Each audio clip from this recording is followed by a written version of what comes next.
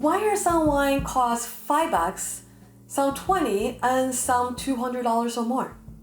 It is a good question, and there are many factors that affect the price tag of a wine. I want to go over 3 main categories with you today: location, production method, and marketing, and give you a few examples of each to show you an overall picture. The first category is location, which is the least negotiable category and more or less all of the producers control. Some examples are: 1, the cost of land. On the micro and macro level, so some countries naturally are more well known for their winemaking compared to others. For example, French wines are generally more expensive than wines from Portugal, as France has a longer history of excellent winemaking. On a micro difference, such as the vineyards in Burgundy, France, which was established and rated back in the 1400s. So from the Grand Cru, which is the best plot of land, to the Premier Cru, the second best plot of land, to the village level or the basic lands, the vines can be less than 10 feet from one another and have 10 times the difference in price. Also, different location will have different labor costs, different laws, and different tax code for wine. Labor is expensive here in California compared to Italy and Spain. Even if all things being equal, the wines from California are going to cost more than the wines from Spain and Italy. As simple as that. Number 3, the location also determines the climate and the natural issues or any disasters that the region might have. When the weather is perfect and the yields are plentiful, the price lowers. But when the bad frost wipe out most of the vineyards, the price is going to be affected. And there's also how far is the origin of the wine to its end user.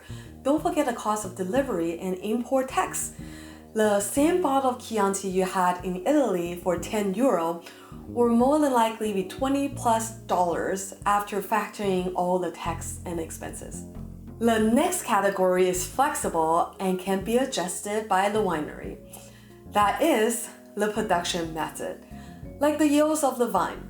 When left to its own devices, wine can produce a lot of grapes, but the more grapes a vine produces, the less intense the flavor.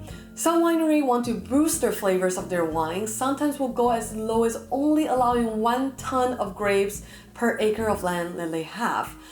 This translates to only 720 bottles per acre. On the flip side, you can have a bulk winery producing more than 10 tons of grapes per acre and charge a lot less for their wines. And also consider the oak barrels. What type of barrel, new or used, and how long to age the wines can all change the price of the wine drastically.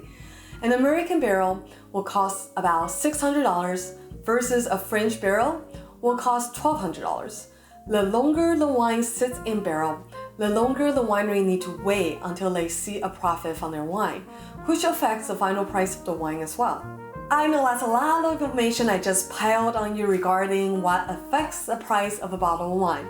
The main takeaway I have for you is this: spend your money on where it matters.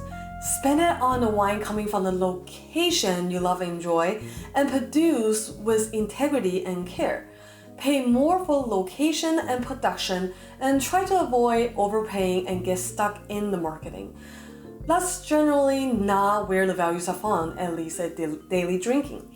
However, if your goal is to give a well-recognized bottle of wine as a gift, then flip the strategy and focus on the marketing instead.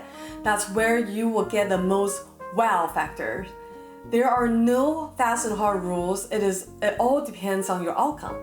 Lastly, we have marketing. This is the biggest factor for price in my opinion, more so than the first 2 categories combined.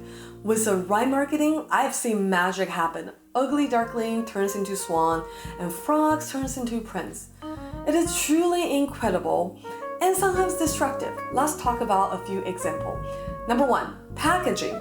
Change the label, put it in a nice box, call it a limited edition, and you can immediately change the price of the bottle. Number 2, critical acclaims. If a bottle scores well with a major wine critic, you will surely see the price go up. Number 3, supply and demand. Wines with super small production or the illusion of small production are hard to get, and older vintages that can be found elsewhere will all command high prices. Now, thank you for watching. If you like this video, go ahead and smash the like button or the thumbs up button. Go ahead and leave me a comment or a question below, and feel free to share the video. Drink passionately and responsibly. Cheers!